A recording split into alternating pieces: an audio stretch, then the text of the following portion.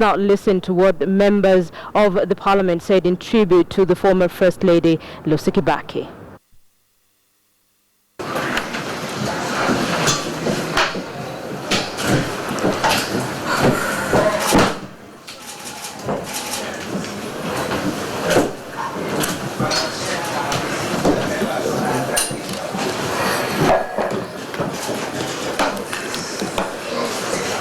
On behalf of Ulaya people,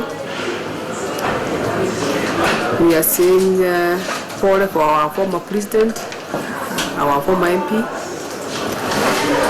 kwa sababu tumepoteza rafiki wetu, mama wetu,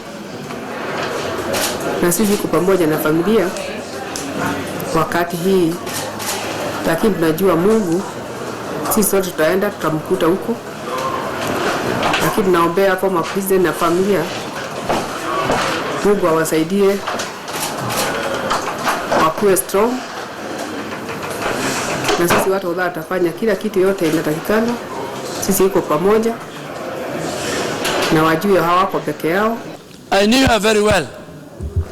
After I was chased from ODM, Mzee Kibaki adopted me. And Mama Lucy Kibaki adopted me. Politically, they adopted me because it was through Mama Lucy Kibaki and Mzee Kibaki that a number of projects went to my constituency. And I am sure many of us who served in last parliament had the rare opportunity to engage with her. And at this very trying moment, I want to send my sincere condolences to Mzee Kibaki, his family, and the people over there. Thank you, Mr. Speaker. Mr. Speaker, may I take this opportunity to send my deep-felt condolences to the family of the former President Mwai Kibaki. It's my prayer, Mr. Speaker, that may the Almighty God give this family strength and comfort at such a difficult time. It reminds me one time when I was with Mama Lucy in one of the Catholic churches, and it's very fresh in my memory, when she was singing during the time of the gospel. This was a lady, Mr. Speaker, who was very firm, very decisive, and very open. She meant what she said.